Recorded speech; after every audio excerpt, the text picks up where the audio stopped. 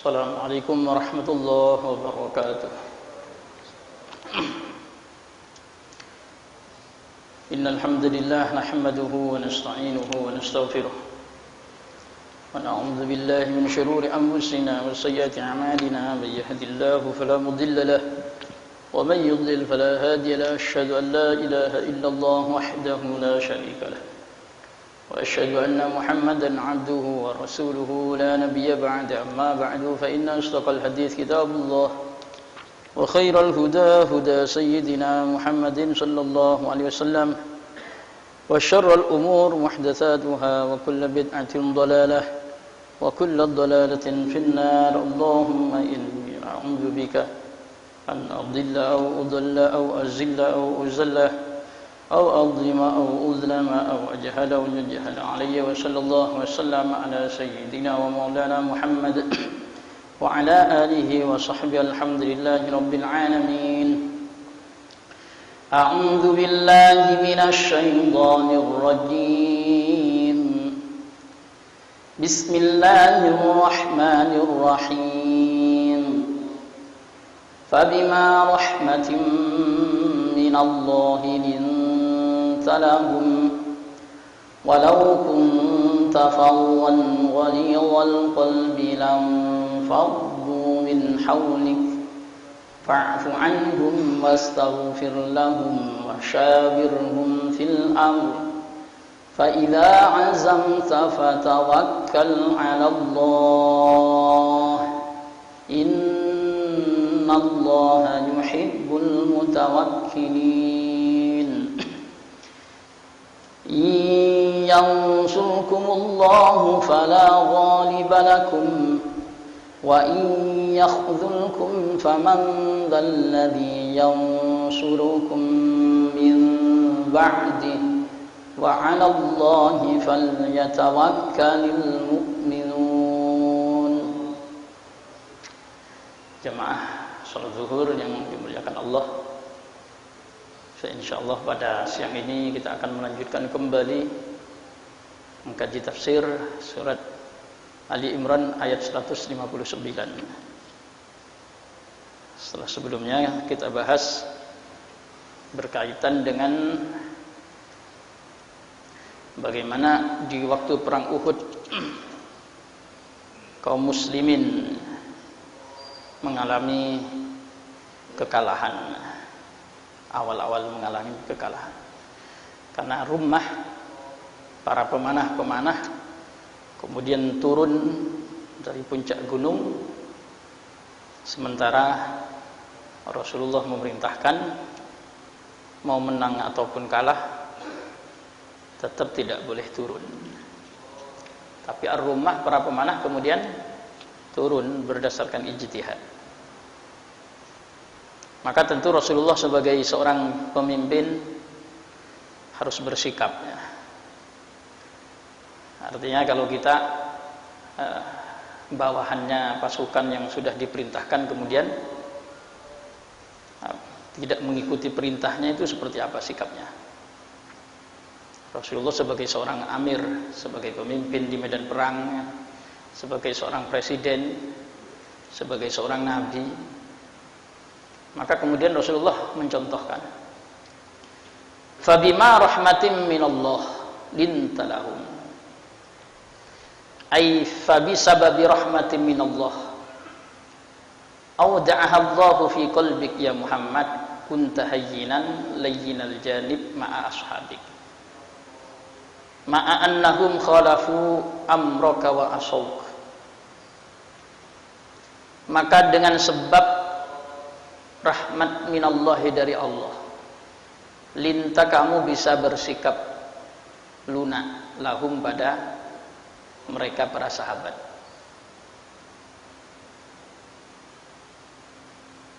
Padahal mereka sudah menyelisih perintahmu dan durhaka kepadamu. Walau kunta, andai saja ada siapa kamu Muhammad, faddon, itu orang yang al-faddu, orang yang kasar. Walidhul qalbi, orang yang keras hati. lan faddu, maka tentunya sungguh mereka para sahabat akan berpaling min haulika, dari sisimu. Fa'fu, maka maafkanlah kamu Muhammad anhum, atas mereka. Wastaghfir, dan memintakanlah engkau Muhammad lahum, untuk mereka, memintakan ampun. Wasyawir, dan bermusyawarah lah kamu Muhammad hum, pada mereka, fil amri, di dalam urusan.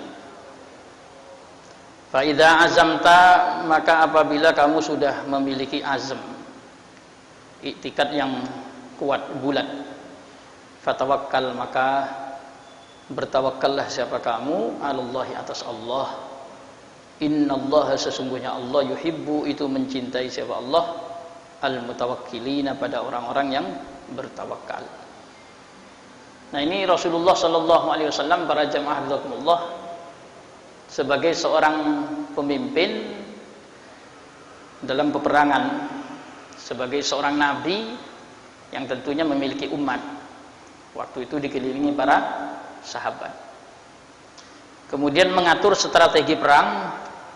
Salah satu strategi perang yang beliau terapkan adalah ketika perang Uhud, beliau menyiapkan 50 pemanah berada di atas puncak Jabal Uhud. Ini jadi di posisi atas. Kemudian Rasulullah pesan, menang kalah kalian tidak boleh turun. Pokoknya meskipun nampak musuh sudah kalah, sudah kocar-kacir, bahkan sudah kelihatan mundur, nggak boleh turun, kata Rasulullah. Posisi pemanah tetap ada di atas. Tapi ternyata di lapangan, ketika orang-orang kafir tersudut kemudian mereka mundur, pemanah-pemanah ini punya ijtihad sendiri, punya ijtihad sendiri. Nah, itu mereka sudah pulang, ya kita turun aja. Mereka sudah pulang. Artinya peperangan dianggap selesai. Sebagian mengatakan, "Loh jangan, kan Rasulullah udah bilang, kalah menang kita tetap di atas." Tapi yang sebagian berijtihad, nah musuh sudah pulang, ya berarti kita boleh turun. Nah, kita jangan panjang mulut. Panjang mulut itu kadang menyudutkan sahabat. Itu loh sahabat terpengaruh dunia, katanya gitu. Gara-gara musuh kemudian pada mundur, di bawah banyak harta tinggalan mereka, mereka bersegera turun ingin mengambil harta tinggalannya musuh.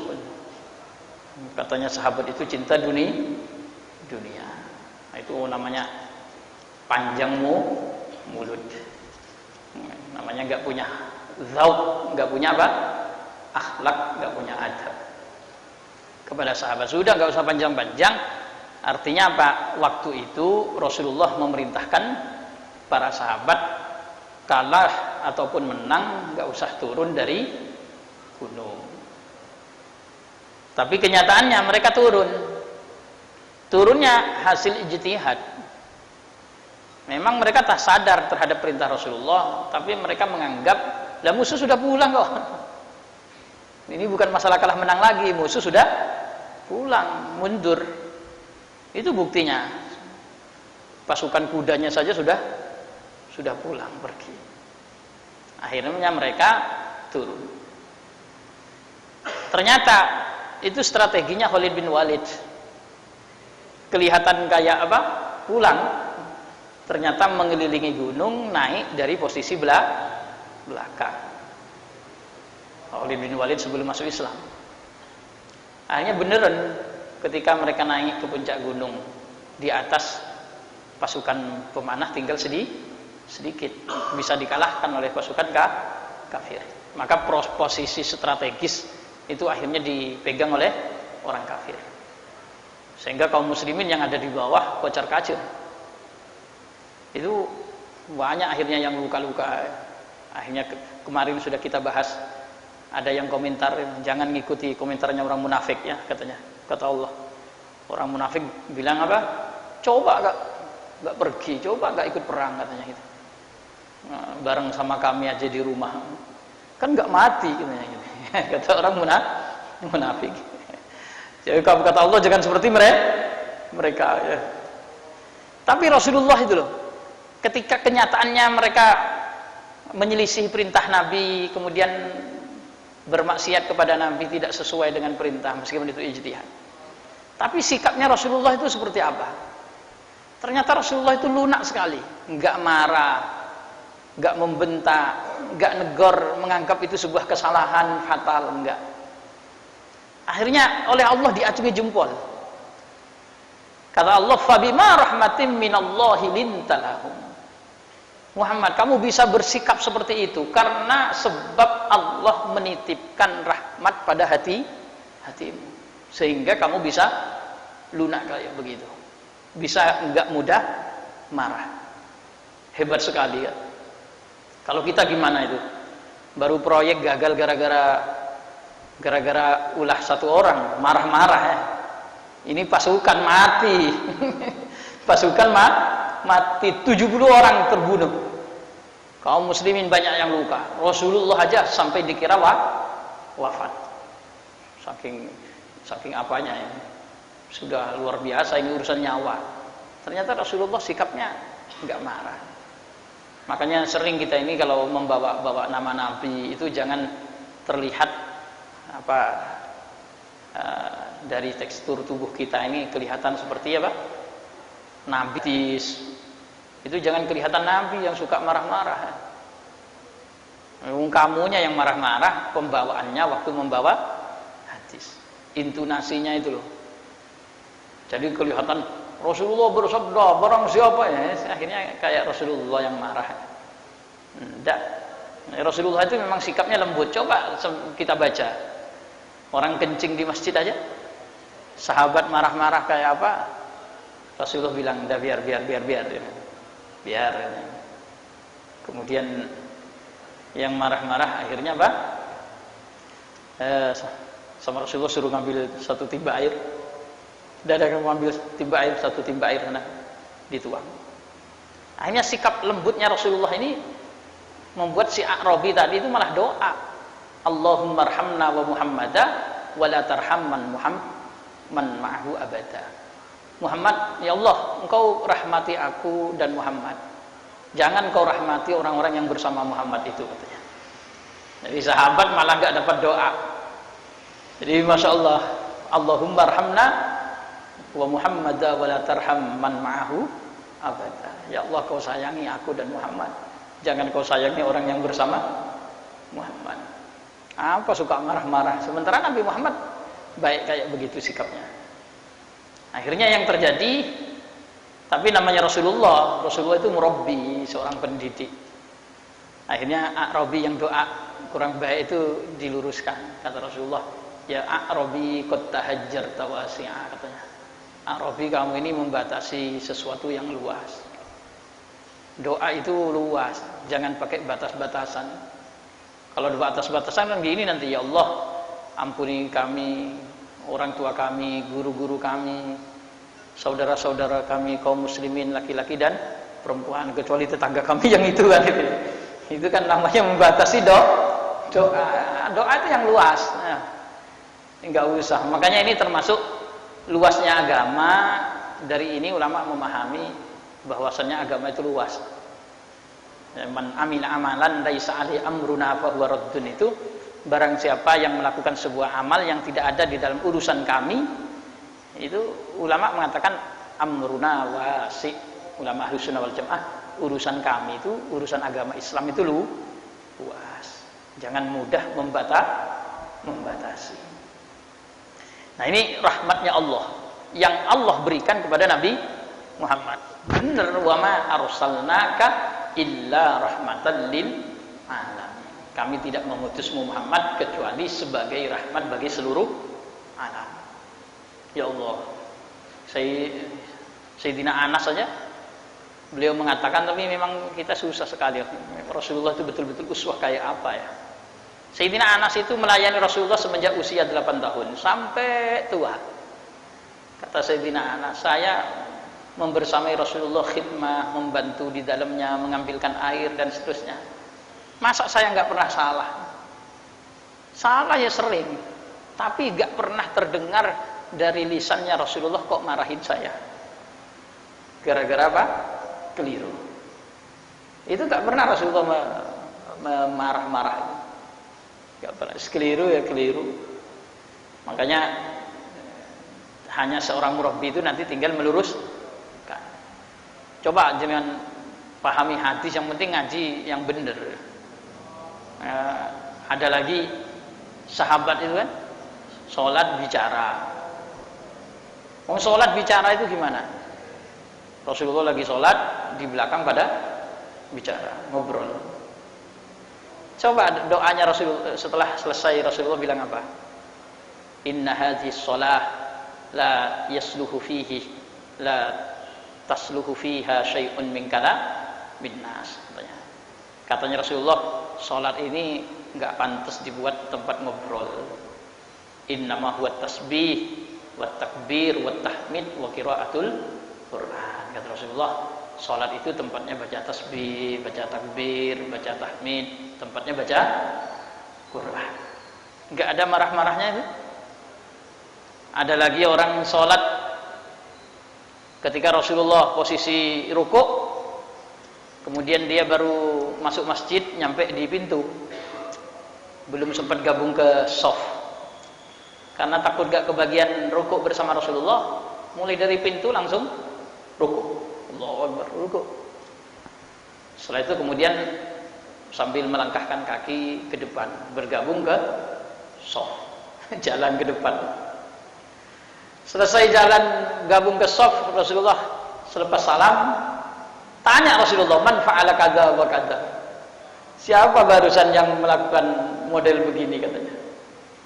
Rasulullah itu melihat ke depan sama ke belakang sama. Makanya nanti ngaji hadis kan, inni arakum min wara'i dhuhri. Saya bisa melihat kalian dari punggung. Akhirnya bilang, qala ana ya Rasulullah, saya yang melakukan itu Rasulullah, katanya. Coba doanya Rasulullah cara meluruskannya itu loh. Zadakallahu hirsan wa la ta'ud. Mudah-mudahan Allah menjadikan kamu orang yang semakin tambah semangat. Wala ta'ud, ya, tapi ya jangan diulang lagi. Hebatnya doanya Rasulullah. Kan saking semangatnya itu. Ada orang pingin mendapatkan fadilah rukuk bersama imam sampai nyalai aturan. Baru di pintu sudah rukuk. Dan terus gabung safnya gimana? Ya jalan lah. Maju, yang penting sudah dapat rukuk duluan. Kan saking semangatnya. Tapi salahnya itu loh, Rasulullah meluruskannya pakai doa. Zadakallahu hirsan wa la ta'ud. Mudah-mudahan sama Allah kamu dijadikan orang yang semakin semangat. Wala ta'ud, tapi jangan diulang lagi. Berarti keliru. Berarti apa? Wala ta'ud. Kalau kena kita kan enggak itu. Nah, makanya jangan bawa-bawa Nabi lah kalau kamu sendiri aja. Wah, ini enggak sesuai dengan syariat, ini enggak sesuai dengan kehendak Allah dan Rasulnya. Kok tahu itu kehendaknya Allah sama kehendaknya Nabi begitu, itu dari mana? Kadang saya nengok di Facebook itu, yang penting kan sesuai dengan kehendak Allah, kemauan Allah dan Nabi. Tahu dari mana kamu kalau itu kemauan Allah sama kemauan Nabi seperti itu? Harusnya kan apa? Ya bilang yang saya pahami dari Al-Quran dan yang saya pahami dari hadis seperti ini. Yang penting sesuai dengan Al-Quran dan hadis menurut yang saya pahami. Itulah wes. Jangan bilang apa? Yang penting sesuai dengan kemauan Allah dan Rasulnya. Wah, hebat sekali ya. Tapi ya nggak apa-apa ya, memang kita ya, memang itu kita. Rasulullah Masya Allah sampai dipuji sama Allah. Walau kunta faddan walidul qalbi. Muhammad, kalau kamu itu kok kasar Muhammad, keras hati, tidak ada pengikutmu Muhammad, katanya. Pada minggat mereka nanti, katanya. Mesti berpaling. Maka yakin saya, hakul yakin, ainul yakin, gak bakalan pernah Indonesia ini dipeluk agama orang-orang Islam. Kalau Wali Songo itu dulu waktu berdakwah di Indonesia, itu cara dakwahnya kasar, keras, mesti nggak bakalan ada orang Islam di Indonesia. Yang mungkin ya ada 1-2 mungkin, tapi susah sekali ya. Kalau cara dakwahnya apa? Kasar. Allah sendiri yang bilang, walau kunta faddan walidul qalbi lan faddu min hawlik. Kalau kamu nggak punya kasih sayang seperti itu Muhammad, ternyata kamu ini orangnya keras, kasar, mesti mereka pada berpaling. Nah, cuman kadang kita ini sok-sok lunak itu sampai kebablasan ya ada. Sok namanya kelunaan. Semua boleh itu ya enggak begitu juga. Ya memang ada yang kebablasan. Tapi jangan keras-keras. Keras itu kan gak enak ya, semua apa kok keras itu gimana? Ya, agak lentur. Harus bisa fleksibel. Sesuatu itu kalau fleksibel itu mesti nyaman. Diginikan bisa, diginikan bisa. Tapi kalau sudah apapun gak bisa itu mesti gak enak sudah. Agama ini harus ya, siapa yang gak tahu ya. Fa'fu anhum Muhammad, mereka salah ya kamu maafkan katanya Allah. Wastaghfir lahum. Allah yang nyuruh. Pengikut-pengikutmu tadi kan salah, kamu maafin. Terus kamu doain Muhammad agar Allah mengampuni dosa mereka. Subhanallah. Jadi kalau kita punya pengikut, punya santri, punya murid, salah-salah, ya maafkan aja salahnya, terus mintakan ampun kepada Allah. Allah yang nyuruh, fa'fu anhum wastaghfir lahum. Kamu maafkan mereka Muhammad dan kamu mintakan ampun dosa mereka terhadap Allah. Terus terus fa idza azamta wasyawirhum fil amr. Ditambah lagi oleh Allah, meskipun kamu Nabi Muhammad ya jangan semena-mena. Ya tetap kamu harus mengajak mereka musyawarah. Coba kayak apa itu Allah itu ngatur. Jadi tetap harus ngajak musyawarah. Kalau ada apa-apa musyawarah, ada apa-apa musyawarah. Fa idza azamta fatawakkal Allah. Kalau sudah hasil musyawarahnya disepakati A, kemudian kamu sudah berencana untuk merealisasikan itu, bertekad bulat, pasrah sudah terhadap Allah. Yang penting itu hasil kesepakatan bersama. Hebat sekali Rasulullah itu ngatur.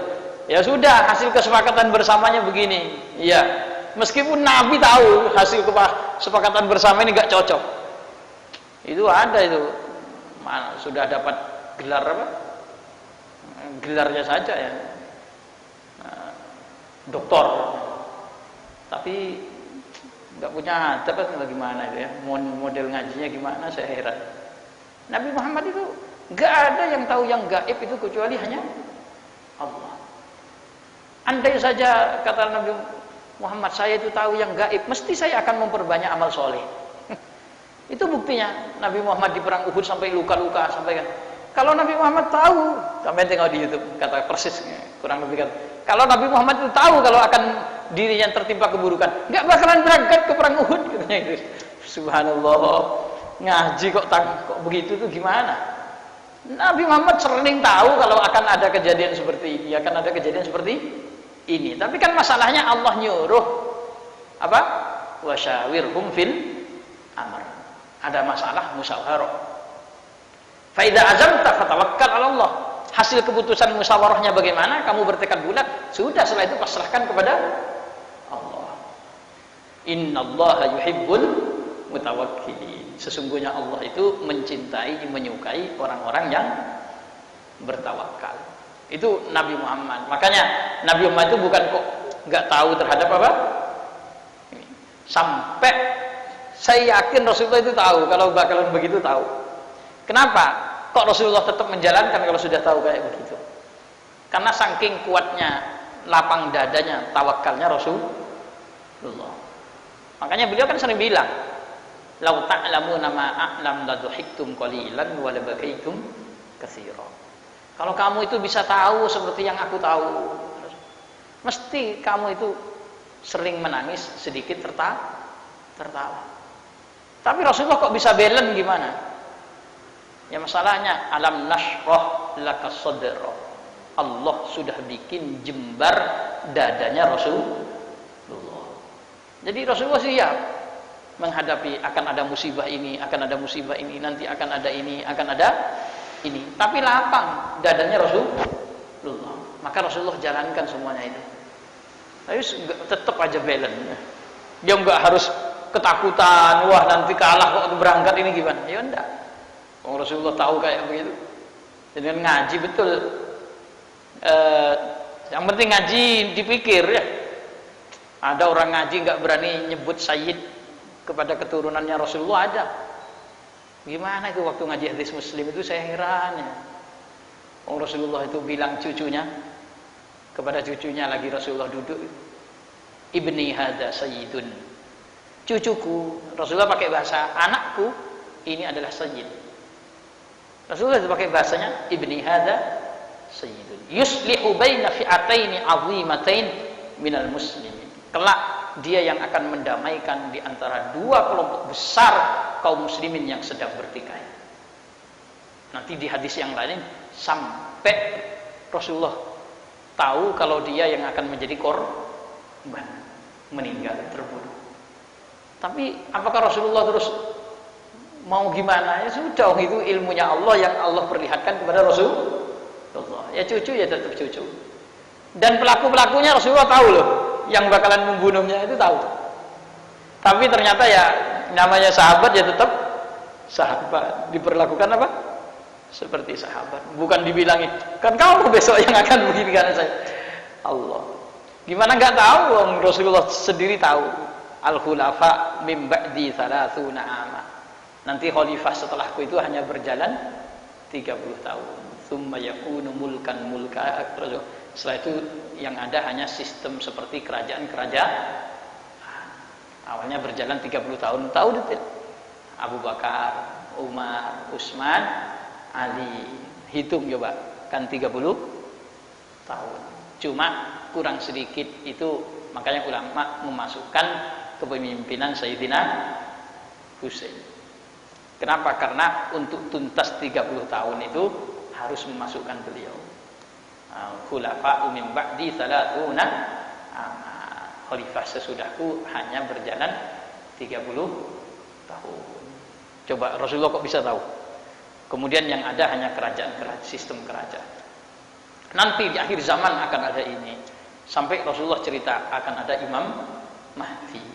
Akan ada Imam Mahdi. Bareng sama sampai cerita meninggalnya Rasulullah ceritakan. Ceritanya Ya'juj Ma'juj Rasulullah ceritakan. Sampai kiamat Rasulullah ceritakan. Sampai pertama kali orang yang akan bangkit dari alam kubur Rasulullah ceritakan. Yang dipakai Nabi Ibrahim waktu bangkit di kubur Rasulullah ceritakan. Yang dipakai beliau sendiri waktu dibangkitkan alam kubur beliau ceritakan. Yang mengiringi dirinya waktu keluar dari alam kubur berapa malaikat Rasulullah ceritakan. Sibuknya Rasulullah ngurusi umatnya besok Rasulullah ceritakan. Sampai Rasulullah bilang, saya tahu betul nama-namanya orang yang akan keluar paling terakhir dari neraka dan paling terakhir masuk surga. Jangan baca kitab Ruhul Bayan namanya, tapi nggak saya sebut di sini. Namanya itu takut ada yang namanya sama, tahu-tahu jangan-jangan saya itu katanya. Rasulullah cerita itu namanya itu Rasulullah apa? Tahu, masya Allah. Kurang apa Rasulullah? Cuma kok bisa itu loh, Rasulullah balance gitu, stabil. Waktunya ketawa ya ketawa, waktunya bahagia bahagia, waktunya susah ya. Karena sudah disetting mulai dari kecil, umur 4 tahun dadanya sudah dioperasi, dibelah, dibersihkan. Umur 10 tahun dibelah, dibersihkan. Umur 20 tahun dibelah, dibersihkan. Menginjak waktu Isra diangkat menjadi nabi, dibelah, dibersihkan. Waktu Isra Mi'raj dibelah, dibersihkan, lapang dadanya Rasulullah. Makanya siap untuk menerima apapun, termasuk perang Uhud barang. Perang Uhud kalah ya Rasulullah terima. Sampai beliau sendiri sakit-sakit kayak begitu ya Rasulullah terima. Sahabat yang melakukan kesalahan ya Rasulullah yang enggak marah-marah, enggak apa. Sampai Allah mengacungi jempol. Cuma Allah mengingatkan, fabima rahmatin minallah lintalahu. Muhammad, kamu bisa bersikap lunak kayak begitu itu sebab Allah meletakkan pada dirimu sifat rahmah. Bukan Nabi Muhammadnya sendiri punya kasih sayang hebat, bukan. Tapi apa? Allah memberikan sifat rahmat kepada Rasulullah. Wa ma arsalnaka illa rahmatan lil alamin. Jadi kalau mau ngikut Nabi seperti ini caranya. Jangan bawa-bawa nama Nabi. Sedih saya kalau ya kita sedih lah. Ada orang bawa-bawa nama Nabi tapi ekstrim aja terus kelihatannya. Kayak kaku aja beragama Islam. Orang dibikin sulit aja semua. Ini enggak bisa, ini enggak bisa, ini enggak bisa. Nah itu kamu ini gimana? Ini Rasulullah enggak seperti itu ya. Itu bawa-bawa Nabi. Apalagi bawa-bawa Allah lagi. Bawa-bawa Allah itu tambah menyedihkan lagi. Ya Allah. Cukup, insyaallah besok aja insyaallah. Pada sudah habis ya. Bulan ini cukup.